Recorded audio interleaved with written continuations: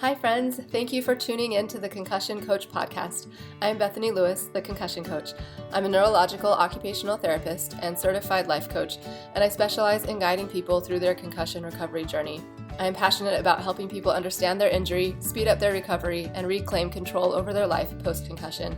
The purpose of this podcast is to help increase awareness of concussions and the impact they can have on a person's life, and to bring hope to people who have suffered a concussion and those who love them.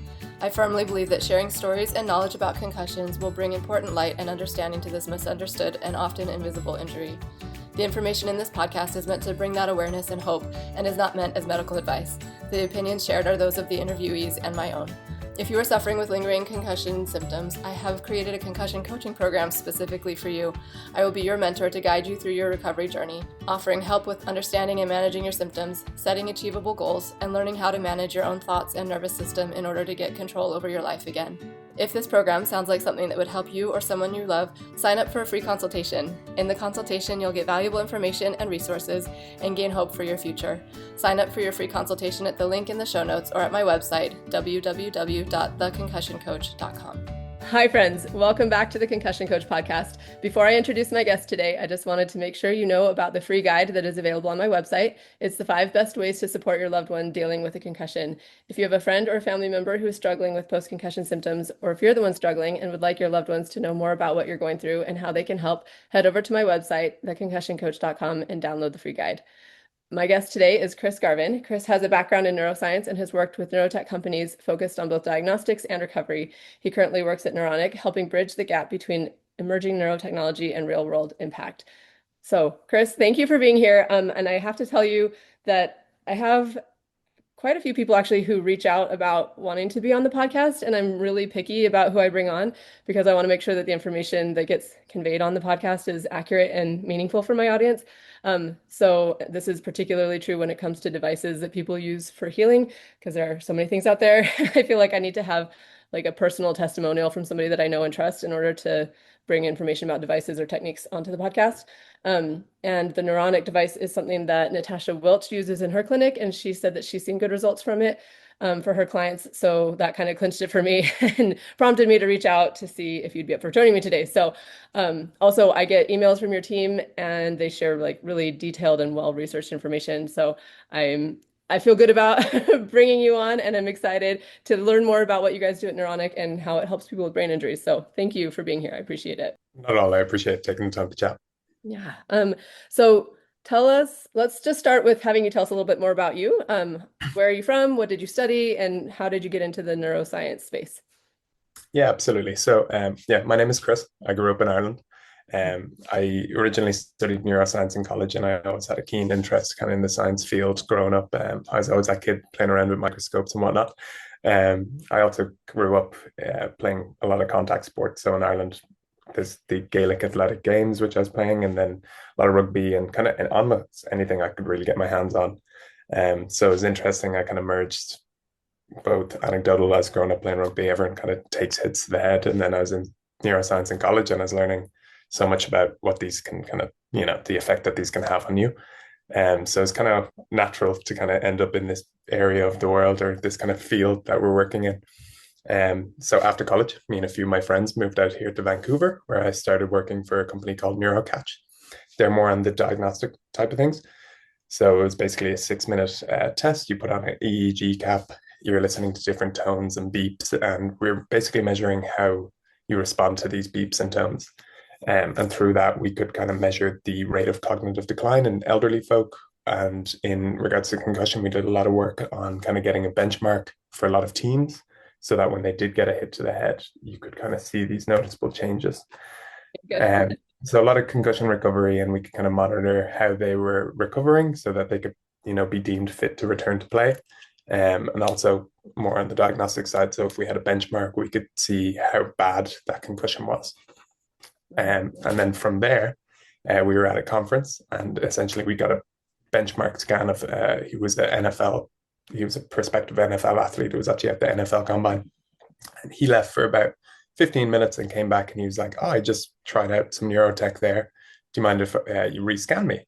I was like, yeah, no issue. So I rescanned him, and he got about 72 milliseconds faster. I was like, whoa, that's really cool. What did you just do? And of course, it was the Neuronic device, the company that I now work with. Oh, that's awesome.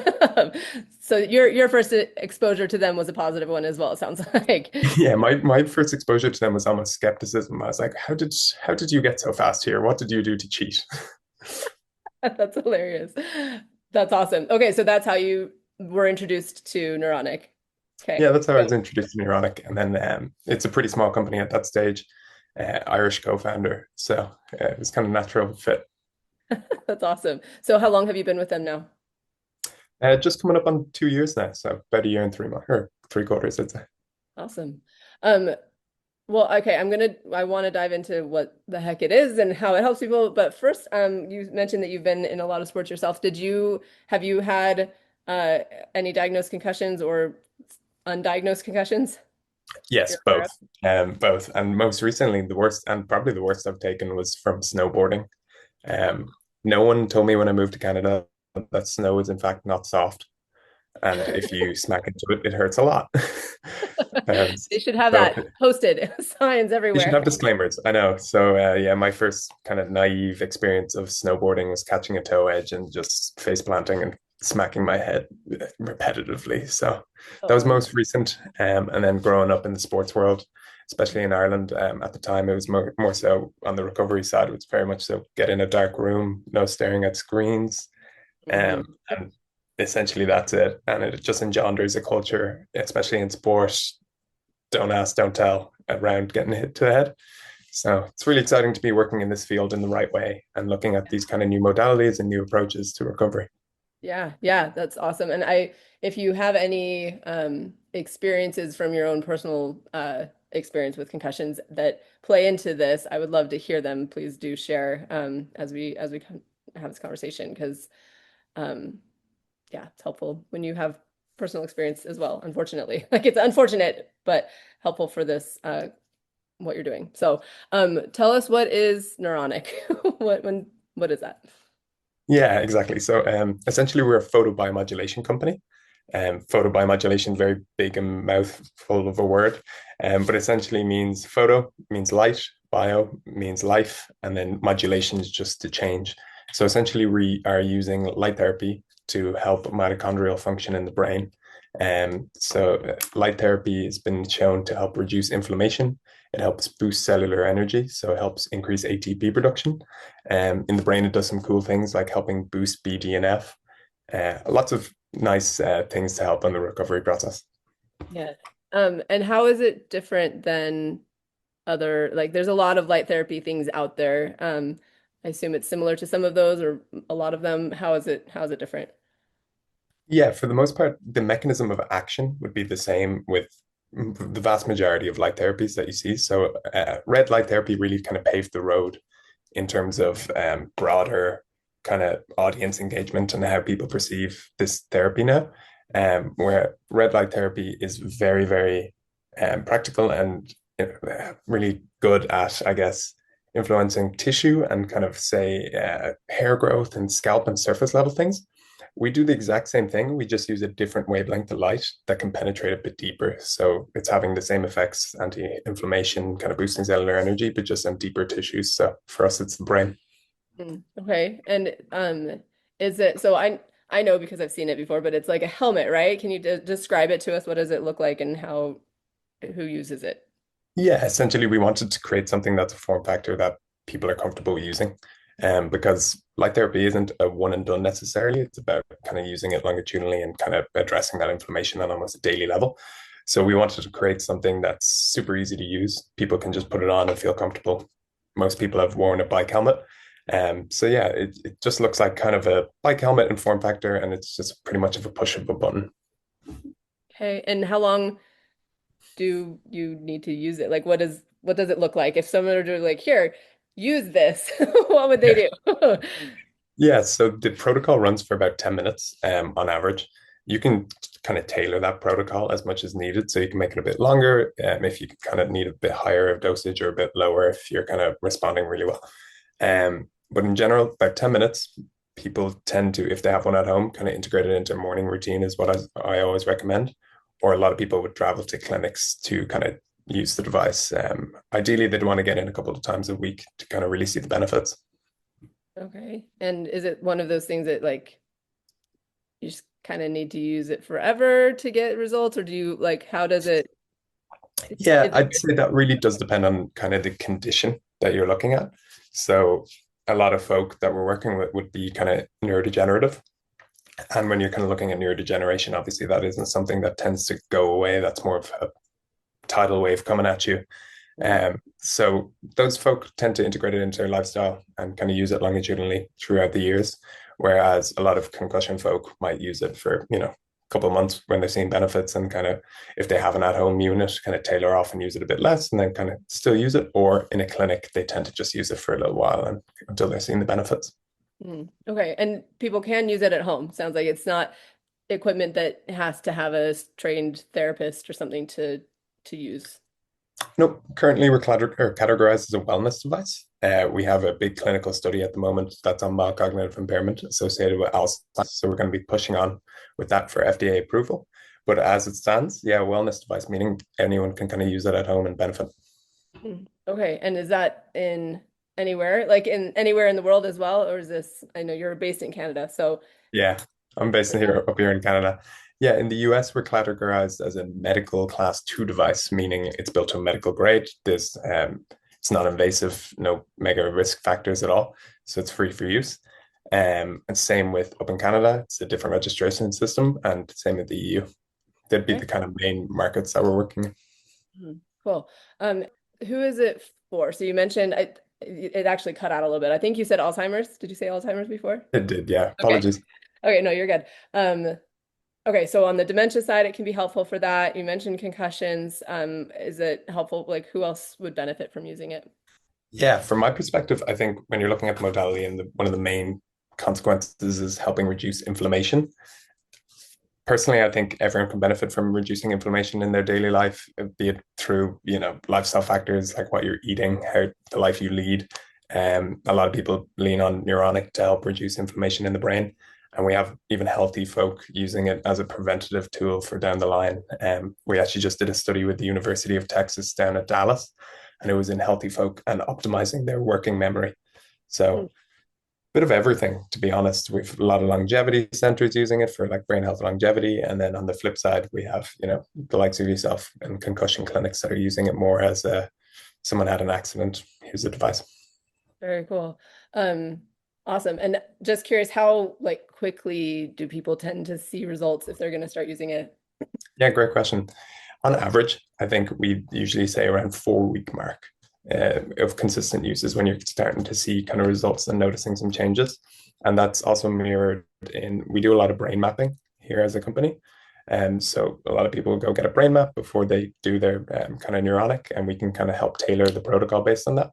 But when we repeat brain maps around the 4 week mark, we can kind of see some startings of, I guess, normality and kind of regulation coming into play. Can you explain more about what brain mapping is? Yeah, absolutely. So essentially, it's a QEEG. So we kind of contract out different clinics to do it for us, but it's a 19-channel QEEG. So it gives a nice insight into the kind of electrical activity in the brain at that specific time. So you're able to see, what certain regions activity are looking like, and often after an injury, especially the region that would have kind of taken the hit, or if you're looking at stroke, that region might be underactive, and often you'll see other regions kind of compensating and picking up the slack. So you might have other regions hyperactive, which isn't the best of things. So it's really nice after about 4 weeks, you can kind of see the underactive regions are kind of coming back up to regularity, and then the overactive regions are kind of calming down a bit. Yeah, very cool. And that's for our listeners, when that's happening, when there's regions that are overactive and underactive, that's why it shows that the brain is not working efficiently. And that's part of why doing like the tiniest thing that would never make you tired before is absolutely exhausting. So like that inefficiency of the brain is really, really can cause a lot of fatigue. So 100%. so yeah, that's awesome if it can help to re-regulate things and get things flowing as they're supposed to, which is also what a lot of the therapy, like there's just so much out there. So I love that this is another tool that can help speed up that process. Just curious, how did it come about? How was this developed? Yeah, essentially, well, there's been a lot of research on photobiomodulation for the last 100 years around now. It was, I think, turn of the century, 1900s. Really? There was I didn't a realize that. yeah, there was a Nobel Prize actually given out for using light therapy with, I might be wrong, but it was in lupus. They were using light therapy to help on that front. So it's definitely been an avenue that's been, explored for years. NASA were using it up on in the space centers to help with plant food growth and everything like that. But it's only been in the last, I'd say, decade that they've been looking at applications for the brain. Um, a lot of research, mainly in animal studies, about 10 years ago, showing that it can help with Parkinson's symptoms. Essentially, there was a really good video, and it went kind of viral on Facebook of all things back in the day. Essentially, it was a man that had read the research on photobiomodulation in regards to Parkinson's, and he himself had Parkinson's. And he saw that in the papers, huge promise of reducing inflammation and, like, as a consequence, really helping with the symptoms that he's having. So what Max did was he bought any old bucket from Home Depot and essentially lined it with as many near infrared light LEDs as that he could get his hand on. And yeah, it's a brilliant video of him with a bucket on his head by the piano, basically getting his light therapy while doing the things he loves. And he found after a few months, about 9 out of 10 of his symptoms had improved. Yeah, What? That's so that, cool. I want to look at this video. That's amazing. that was that was the co-founders' reactions as well. So they kind of, again, with a heavy scoop of skepticism, said, "What is this? How can this possibly be working? It's just light, you know." And so deep dive in all the research saw basically, and if you go onto PubMed or Google Scholar and type in photobiomodulation, you'll see it as well. That it's just this huge logarithmic curve. It's just this curve that's skyrocketing on research front, which is amazing. Yeah. So they saw this growth in the research. They saw, clinic or kind of end user application, and they thought, well, we need to make something that isn't, just a bucket on your head. we have to we have Improve to upon make it. that a little. Yeah, let's add an air of consumer friendliness to this, and that's essentially where Neuronic kind of got its start. So we had our Gen 1, which was a bit rudimentary, and then since then we've been just progressing and making it a better and better device. That's awesome. How long has it been around? About for nearly 5 years now. Yeah. So commercialized about 3 years ago, bringing devices to the market. And then things have really gotten hectic since we released a new device at the start of the year. Just because there's a lot of demand for it. A lot of demand. I think, like I said previously, the concussion rehab that I was told and recovery was get in a dark room, but there's this huge paradigm shift around brain health recently that Mm. it's like every other part of your body that you can, exercise and recover with and rehab. So I think, yes, the demand is there, but also the perception of brain health is really changing, and people are kind of taking it. Not that they didn't take it seriously, but they're looking at it in a different way. Mhm. Yeah, kind of ironic that the advice was from go to a dark place to put some light on your head, right? Yeah, I think there could be some marketing there, I'd imagine. Yes, yeah, do something with that. I want to see it. I'm curious. I have a family member who has Parkinson's and it's kind of advanced. Do you know how like if there is it more beneficial at different stages, or can you still get benefit if it's later stages of Parkinson's? Yeah, absolutely. I mean, neurodegeneration isn't really something that happens overnight. It's the years of, cumulative stressors on the neurons in the brain and like the glial cells and whatnot. So obviously getting in as early as possible to kind of address mitochondrial dysfunction and inflammation and everything like that. It is ideal getting in early and addressing it at its root cause. But that said, we've had quite a few end users that are kind of further along the stages of neurodegeneration and Parkinson's that are seeing some really nice results. Not specific to Parkinson's, but I had someone reach back yesterday, and his wife has Alzheimer's, and he was saying that she remembered songs from years ago for the first time, and it's just little heartwarming things like that just make me smile. Oh yeah, absolutely. That makes it totally worth it. All the work you're Yeah. doing. That's amazing. And that's interesting. Not surprising that songs would be one of the first things that would come back, but surprising that she like because in my mind that like music is one of those things that people do carry with them and like that's some way that you can connect in when most other things don't work to make that connection again with someone with dementia. But she had lost that and she was able to start remembering those two. That's really cool. Um, really cool. So you kind of talked a little bit about this. If there's anything more in depth that you want to share with how light helps heal the brain, and improve its function, I would love to have you share anything if you have other Yeah. things to share about that. Yeah, it's definitely it's a bit of a Pandora's box. It's like once you open it, you can never go back. And the more you think you know, the further you end up going down a rabbit hole, and the more you realize you don't know. Um, Fair, but yes.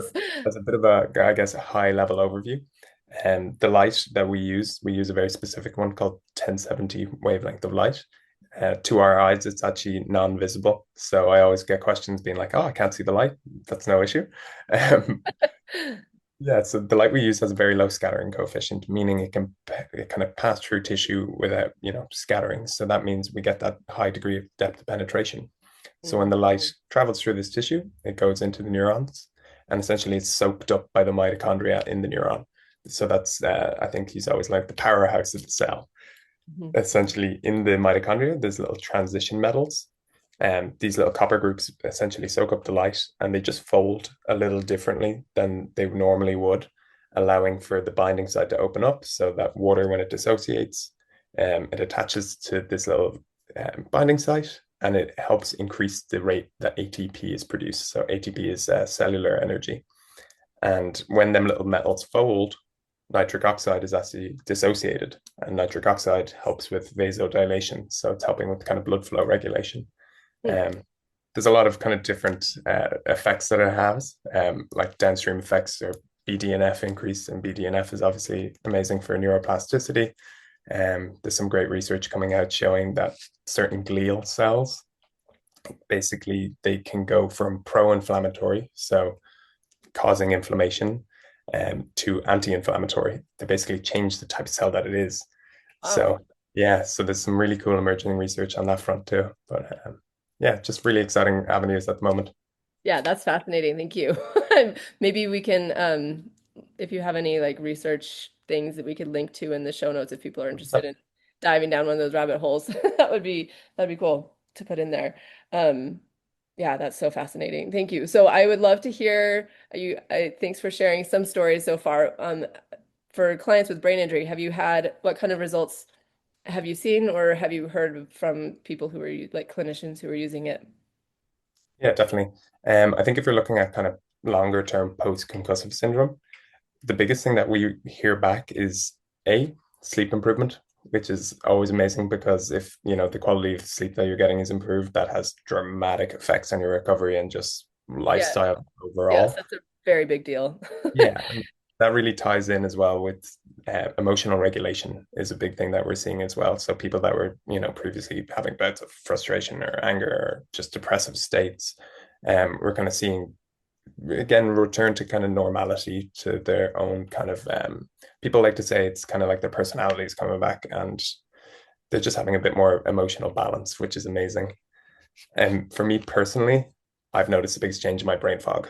I didn't have too many migraines or headaches, thankfully, and my sleep has always been pretty good. But for me, I use it in the morning, and it's really helped. After it was about 2 months in, I was using it, and then I noticed my brain fog had dramatically gone down, especially when I was like working early mornings. It was incredible. That is awesome. And did you know that you were having brain fog? Like, were you aware of it, or was it one of those things that you like as soon as it was gone, you were like, oh wow, I can It was see better, or yeah, like think clearer, it clearer. was more of the latter. It was kind of like just a veil lifting, and then you notice that sometimes it's kind of creep back in if I haven't been using the device for a long time, or if I haven't been kind of really taking care of myself. I can kind of notice it kind of creeping in the corners of my eyes. I can Hmm. feel that veil kind of coming back down. But yeah, it was definitely more so. I didn't even know it was kind of there. I thought it was just part of who I'd become, I guess. Um, Hmm. and then getting that bit of, I wouldn't say freedom, but it's certainly nice. Yeah, that's so interesting. I had an interview with a guy named Jack who's from Hawaii. He has a clinic doing it's acupuncture. It's a electro acupuncture. Mhm. And he had kind of similar, like he'd had concussions, but he didn't realize how much they were impacting him until he started feeling better from it. And so that is, anyway, your story is just reminding me of that. And I would think there are probably so many people in the world who are walking around not realizing that they're dealing with post-concussion symptoms or things that, lasting things from a hit to the head, or not even a hit, from whiplash that they'd had, years ago, that they don't even know is um, possible to heal from and recover from. So was there anything else that like, that's really fascinating to me, the brain fog thing. Is there anything else that you've noticed, or that you've um from your own personal experience with concussion, like how you recovered from it, or things that you did have before that you realized maybe later and got better from? Yeah, I think one thing that we hear back quite a bit as well is around headaches and migraines. Mm, And that's always an interesting one because the root causes of migraines and headaches are so far and in between. There's so many different types, cluster headaches, tension headaches, this, again, another Pandora's box to open. yeah. Um, and it's interesting. I'd say it's almost a 50-50 split between some people find almost immediate benefit in their headaches, whereas other people, unfortunately, it's just not that hugely beneficial. And I think for most part, that's because of the nitric oxide that's dissociating and that regulation of vascular effect. So, Mhm. like a lot of people would have headaches because they're not essentially the blood flow is having issues. So for some people, again, they put on the device, they're having that increase in blood flow, and they can almost see the headache melt away, which is incredible. Um, and then it's on the flip side of the coin, it can be disappointing for those that have different types of headaches and different types of migraines, and it isn't offering that immediate relief. But Yeah. yeah, Yeah, that is really interesting. Do you feel like um well, I guess it just there's you don't know until you try it, I guess, to know if the right. headache thing will be helpful, or if it'll be helpful for headaches. Um Are people how accessible is this for people? Just curious, like, if somebody's listening to this and like, I want to try it, like, can people go somewhere to try it, or do they have, like, if they buy the device, is it, if you don't mind sharing, I know pricing will probably change over the years, so whenever you listen to this, it may not be what you say right now, but like, can you give us a ballpark of pricing and where people can access it to try it out? Yeah, I think accessibility is always increasing just because our network is constantly evolving and getting bigger. Yeah. We just actually built out like a little map that I can share after, and you can kind of highlight if you'd like, but it's just a little map of North America with all the clinics that we're integrated into. So it's nice to kind of, point someone towards the local clinic. And Yeah. we've nice coverage over the states at this stage. And one thing that we try to do, because accessibility is obviously one of the biggest kind of concerns around a device like this. Obviously, it costs a bit of a pretty penny. The retail cost of the new unit is 1,795. So we've implemented in North America and Europe that there's a 3-month full refund policy so that people can really test it out.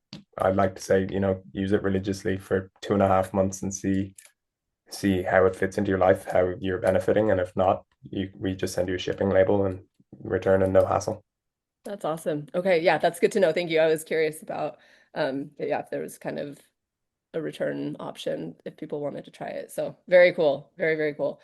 Um, do you have how can people access it if people are interested in trying? So you can share a map out. Is that something I can put in the show notes, or a link to it? Absolutely, absolutely, yeah. So we'll do that so people can find the clinics that use it. But if people wanted to learn more about it or get one for themselves to try, where would they go? Yeah, our website is just neuronic.online, or you can always feel free to shoot me an email at chris.garvin@neuronic.online. Okay, perfect. And we'll put those in the show notes as well. Thank you so much. Is there any other, like, anything else about neuronic or photobiomodulation or concussions or your own experience that you want to share and make sure that gets out there for everybody to hear? I think the resounding sentiment that I have is that it's such an exciting time to be working in the industry and also just kind of a part of the kind of brain health community and concussion community because it's ever evolving Yeah. and in the right direction. I mean, there's so many kind of new modalities and approaches that people are taking that, again, I wish were kind of more available back when I was younger, but also seeing them just evolve and become common practice is just so heartwarming and incredible. Yes. Amen to that. I agree completely. It. the concussion care options have like dramatically changed in the last even Dramatically. just 5 to 10 years. Like it is pretty amazing to see the changes and the availability and the options that people have now that can really, really 100%. make a difference. Like we've gone from, again, pretend that it's not there and just ignore it until it somehow resolved itself, to people actively training and rehabbing in the same way that if you broke an arm or something like that. And that paradigm shift is absolutely huge. So it's so encouraging. So awesome. Well, thank you so much for being here, for sharing this with us. I'm excited to let people know about it and have that be something that they might want to add to their tool belt. So thank you. Thank you. I really appreciate it.